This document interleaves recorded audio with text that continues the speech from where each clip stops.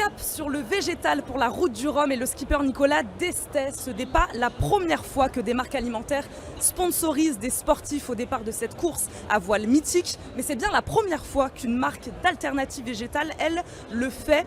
Bien plus qu'une rencontre entre le sport et l'alimentation, c'est aussi d'impact sur la santé et d'environnement dont on parle aujourd'hui avec notre invité Guillaume Dubois, cofondateur d'Apivore. Bonjour. Bonjour Eva. Merci beaucoup de nous accompagner aujourd'hui dans cette émission spéciale Smart Food. Je le disais, les géants de l'agroalimentaire, Guillaume Dubois, sont plutôt surreprésentés sur ce type d'événement sportif. Qu'est-ce que ça signifie selon vous qu'un acteur plus petit, plus alternatif, on va dire comme vous, fasse son entrée dans ce club très fermé du sponsoring sportif? Pour nous justement c'est révélateur parce qu'en fait les courses au large ça a été longtemps, il y a beaucoup de grands groupes de l'agroalimentaire en fait qui ont toujours sponsorisé les courses au large et notamment de la viande en fait, les grands acteurs de la viande. Et nous on trouvait ça super sympa d'être les premiers en fait alternatives végétales à sponsoriser ce bateau. On a fait l'année dernière la Jacques Vabre, oui. Là on se lance dans la route du Rhum avec Nicolas Destet. Toujours avec Nicolas Destet pour la deuxième fois. Hein. Ouais, en fait, lui, il s'est lancé en fait il y a 1 an. C'était un ami, en fait, on le connaissait déjà avant. Et on a beaucoup de valeurs environnementales en commun. Nous, on a lancé Apivore en fait pour des raisons environnementales. On voulait lancer une entreprise qui a un impact positif sur l'environnement de manière très concrète, en proposant des steaks végétaux, des aiguillettes végétales, une dizaine de produits qu'on a aujourd'hui. Et donc là, pour nous, c'était une super opportunité de sponsoriser Nicolas. On a un très beau bateau Apivore, classe 40, qui va traverser l'Atlantique et on espère qu'il va arriver dans les premiers. Qu'est-ce qui vous a poussé à renouveler ce partenariat? On l'a compris, hein, vous le connaissez bien. Voilà, si vous pouvez nous parler un peu des retombées peut-être de cette précédente course et qu'est-ce qui vous a poussé aujourd'hui à renouveler ce partenariat? On a eu des belles retombées en fait et ce qui se passe c'est qu'il y a 1 an, là aujourd'hui dans 1000 restaurants par exemple en France, 2000 points de vente en grande distribution aussi.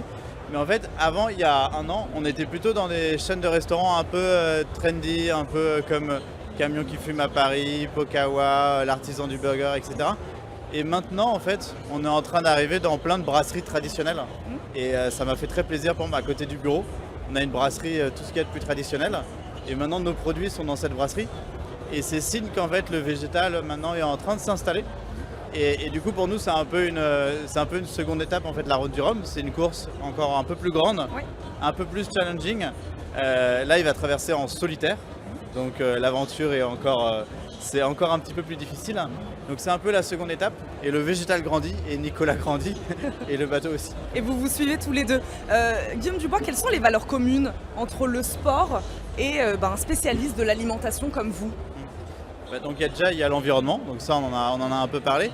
Il y a la nutrition aussi et le sport, parce qu'en fait nous on fait des produits, on fait attention que ce soit riche en protéines, faible en gras saturés, et que du coup ce soit c'est pas un produit fitness, mais c'est un produit qui convient aux sportifs, parce qu'il y a tous les apports nutritifs.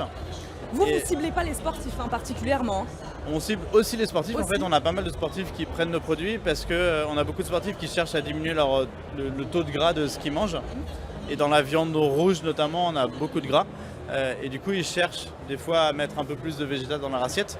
Et avec les protéines végétales, les légumineuses par exemple, on a tous les acides aminés essentiels donc, qui sont nécessaires en fait, pour construire la masse musculaire par exemple. Et du coup, ça fait des très bons apports en protéines en fait, pour les sportifs, avec moins de calories que dans la viande. Et puis bon, pour la santé aussi, c'est peut-être ça aussi qui vous lie. Quels sont les bienfaits d'une réduction, puisque vous êtes un expert, d'une réduction de sa consommation de viande? Oui, alors déjà, tous nos produits sont Nutri-Score A, oui. Certes, on en a un qui est Nutri-Score B, on est tout le temps vert sur Yuka. Et du coup, les bienfaits, c'est qu'on va avoir sa dose de protéines comme si on avait mangé de la viande, on va avoir un peu moins de gras, et surtout les gras saturés. Les gras saturés, c'est les gras qu'on a du mal à perdre en fait quand on va faire du sport, quand on va faire du jogging. Le gras saturé, c'est ce type de gras qui est difficile à éliminer. Après, on a des fibres aussi qui aident en fait à la digestion. Et après, on fait attention au sel ou à tout additif possible pour faire en sorte d'avoir un produit qui soit sain, qu'on peut incorporer au quotidien, mais en se faisant plaisir. Et pour nous, parce que là, on parle de nutrition, mais pour nous, le plaisir en fait gustatif est ultra important. Enfin, c'est au centre de ce qu'on fait. Ouais. On est convaincu que pour qu'on mange du végétal, il faut que ce soit bon. Il faut de la gourmandise. Il faut de la gourmandise. C'est pour ça qu'on travaille avec des chefs. Et même Nicolas sur son bateau, si vous allez sur son bateau, vous verrez qu'en fait, Donc il a des trucs qui sont un peu pour manger pratiques, Ouais. mais il a aussi voilà, sa barre de chocolat ou ses petits plats plaisirs. Parce que même quand on fait une course de plusieurs jours ou plusieurs semaines parfois en solitaire, bon, on a besoin de se faire plaisir de temps en temps. C'est vrai qu'on n'en a pas parlé, vous allez nourrir Nicolas Destet aussi Ouais, pendant ouais. sa course. Exactement, Ouais. on va le nourrir, il emmène des produits apivores. En fait, et il est à l'image de certains Français justement. Ouais. Il y a beaucoup de Français en fait qui à l'origine mangent beaucoup de viande ou sont des viandards. Et parce qu'ils ont en tête le steak de soja d'il y a 20 ans, qui n'était pas très très bon honnêtement. Et du coup en fait c'est quand ils goûtent un produit végétal, par exemple le nôtre, ou voilà, par exemple le nôtre, ils goûtent et en fait ils changent d'avis, ils se rendent compte qu'en fait ça peut être très bon. Et c'est comme ça que petit à petit on l'incorpore à son C'est alimentation. intéressant ce que vous dites, puisque votre objectif, on le comprend bien, c'est peut-être de les convaincre, eux, ces viandards, comme vous dites, non pas ceux qui sont peut-être déjà végétariens et qui sont déjà convaincus finalement par une offre comme la vôtre. Les végétariens, c'est 3% des gens en France. Les gens qui veulent diminuer leur consommation de viande et qui ont pris conscience des problèmes écologiques, de santé, de bien-être animal, c'est un Français sur deux. Ouais. Et nous, on s'adresse à un Français sur deux, à ces gens-là en fait, mais pour qui le goût est ultra important. Et par exemple, on fait beaucoup tester le nuggets ces temps-ci. Ouais. Et le nugget, c'est le produit favori de Nicolas. Et en fait, le nugget, c'est un produit qui... Nuggets de viande, à la base, c'est un produit transformé qui n'est pas très sain, où il n'y a pas beaucoup de poulet honnêtement dans un nugget, et il n'y a pas beaucoup de goût de poulet dans un nugget.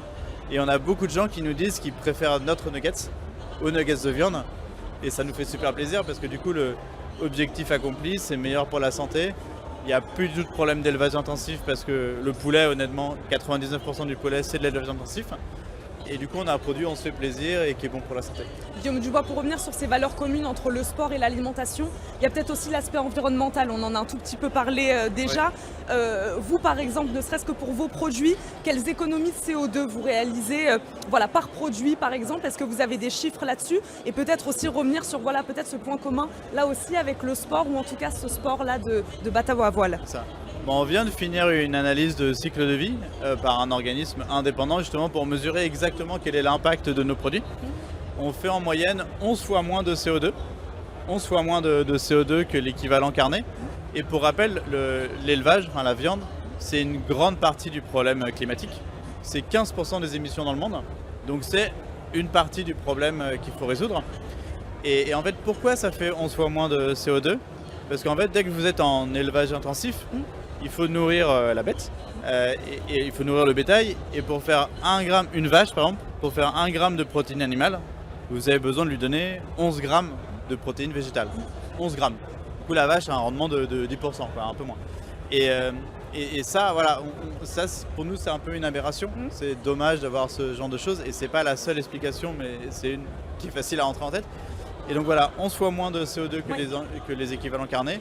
C'est encore plus pour la viande rouge, c'est un peu moins pour la viande de poulet.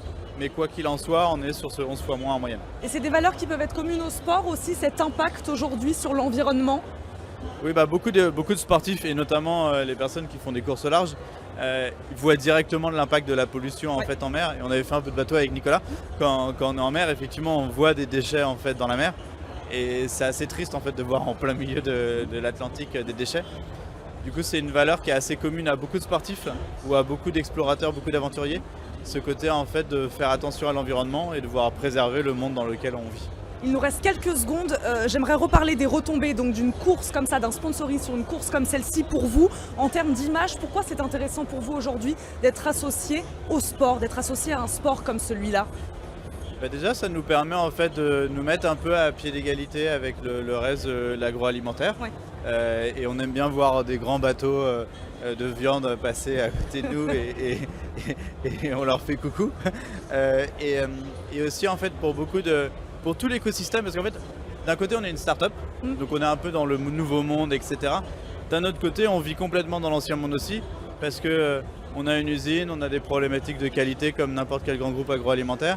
On est en grande distribution qui a un monde très ancien et très normé.